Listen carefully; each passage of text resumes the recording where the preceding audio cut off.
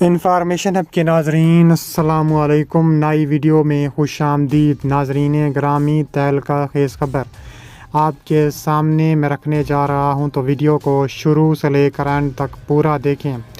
Ukraine میں قیامت برپا ہو گئی، بازی پلٹ گئی، یوکرین کا ہوائی اڈہ تباہ ہو گیا۔ ویڈیو کی تفصیلات میں آگے بڑھنے سے پہلے ہماری ویڈیو کو لائک کر دیں، چینل کو سبسکرائب کر کے بیل آئیکن پر ضرور کلک کر دیں۔ ناظرین گرامی، بازی پلٹ گئی، یوکرین میں قیامت برپا ہو گئی۔ روس کا ایسا وار کہ یوکرین کی اینٹ سے اینٹ بجا دی گئی۔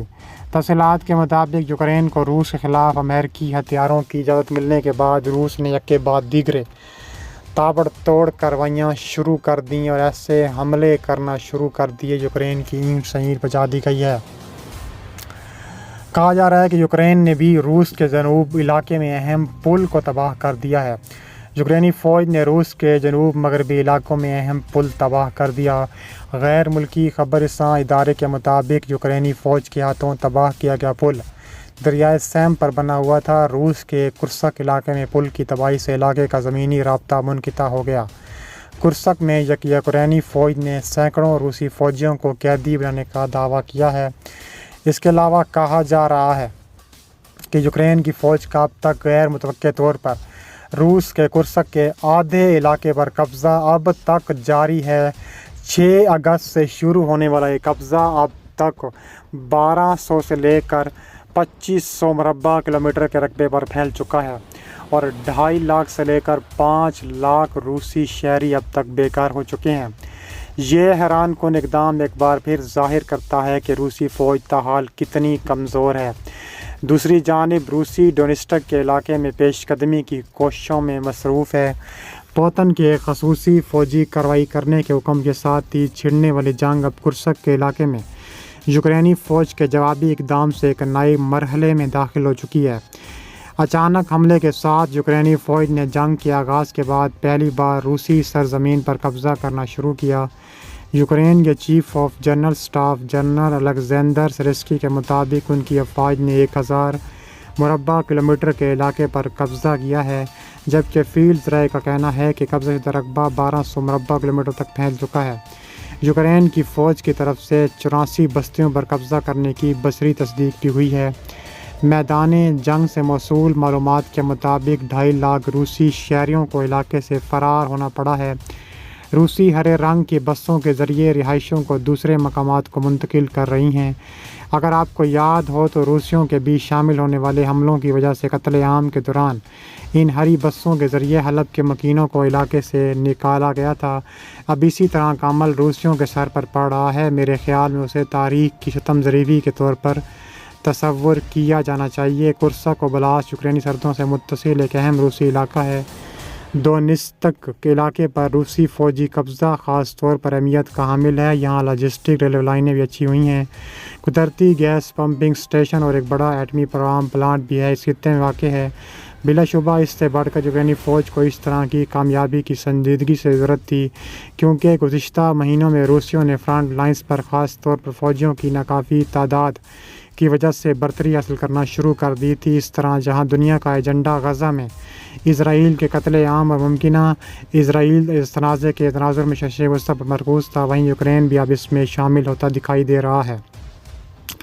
ایک بار پھر ایک کثیر تعداد میں روسی فوجیوں کا اسیر بننا تاحال روسی فوج کو سنگین مسائل سے دوچار کر رہا ہے۔ اس کی کمانڈ، منصوبہ بندی، لاجسٹکس کی صلاحیتیں اب بھی کمزور ہیں۔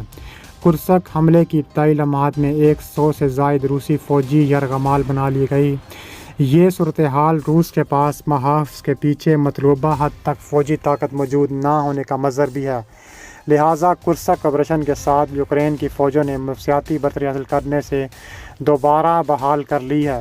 اب پوتن کو فوری جواب دینا اور فوج کے ڈھانچے مسائل کے حل کے لیے سخت فیصلے کرنے ہوں گے۔ اگر کرسک میں مزید فوجی قبضہ بڑھتا ہے تو پوتن کو جنگ اور مکمل طور پر جنگ کرنے کا فیصلہ کرنا اور کھیل کے اصولوں کو تبدیل کرنا ہوگا۔ ایسا دکھ رہا ہے کہ روسی فوج اس وقت دونیتسک کے علاقے میں پیش قدمی اور توجہ مرکوز کیے ہوئے ہیں اور اسے وہاں جزوی طور پر فتح حاصل ہوئی ہے۔ اگر دونیتسک پر مکمل طور پر قبضہ ہو گیا تو روس کرسک حربے کی برخلاف کارروائی کر کے دوبارہ سے اپنے ہاتھ مضبوط کر سکتا ہے۔ نتیجتاً کرسک حربہ دونوں فریقین کے لیے پرخطر اور غیر متوقع حملہ ثابت ہو چکا ہے۔ اس کے علاوہ کہا جا رہا ہے کہ تابڑ توڑ کارروائیاں اس وقت شروع ہو رہی ہیں۔ روس منہ توڑ جواب دینے کے لیے ہمہ وقت تیار بیٹھا ہے۔ اس کے علاوہ کہا جا رہا ہے کہ روس کے خلاف یوکرین اب خطرناک ترین F-16 طیارے استعمال کرنا چاہتا ہے، جو کہ ابھی تک روس اس کو اجازت دے نہیں سکتا۔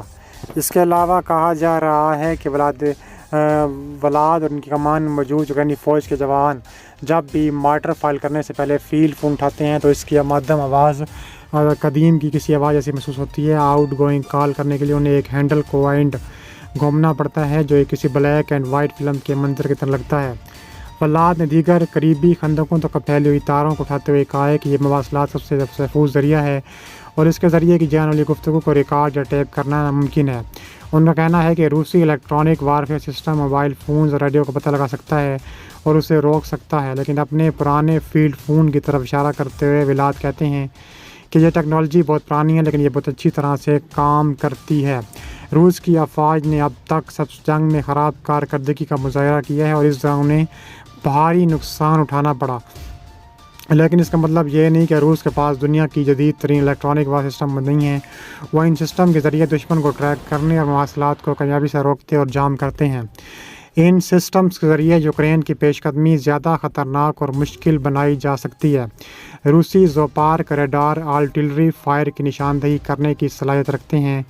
زیٹل گاڑیوں ریڈیو فریکوینسیوں کا پتہ لگا سکتی ہے، انہیں ٹریک کر سکتی ہے اور ریڈیو فریکوینسیوں کو جام بھی کر سکتی ہے اور اس دوران سیٹلائٹ مواصلات خلل بھی ڈال سکتا ہے۔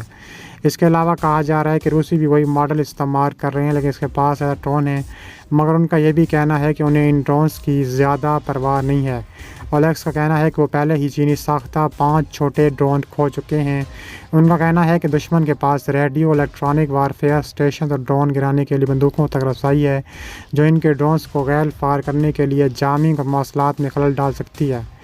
اس کے علاوہ کہا جا رہا ہے کہ یوکرین کے فوجی دور سے اونچی اڑان والے ڈرونز کی طرف اشارہ کرتے ہیں اور یہ اورلان نامی روسی ڈرون ہے جو نگرانی یا مواصلات کو روک سکتا ہے۔ اس بار وہ توپ خانے سے فائر کرنے کے لیے قریبی یوکرین کی دفاعی پوزیشنوں کا معائنہ کر رہا ہے۔ ہم اس کے اثرات کو دیکھنے سے پہلے گولیوں کی آواز سنتے ہیں اور کچھ فاصلے پر دھواں اٹھتا دیکھتے ہیں۔ یوکرین کے فوجیوں کا جواب اپنے خود کار رائفلوں سے آسمان پر فائر کرنا ہے، لیکن روس ڈرون بہت زیادہ اونچائی پر ہوتے ہیں اور اس صورتحال میں فائر کرنا بھی بیکار ہے۔ قریبی کمانڈ سینٹر میں یوکرین کی 10ویں بریگیڈ کے معاہدان نے اپنی مایوسی کا اظہار کیا اور مزید کچھ نہیں کہہ سکتے۔ ان کا کہنا ہے کہ روسی ڈرون اب تک بہت زیادہ خطرناک حکمت عملی دکھا رہے ہیں اور بہت خطرناک حد تک روس بری طرح اس میں ایکسپوز ہو چکا ہے اور روس کے ڈرون بری طرح اس میں ایکسپوز ہو چکے ہیں۔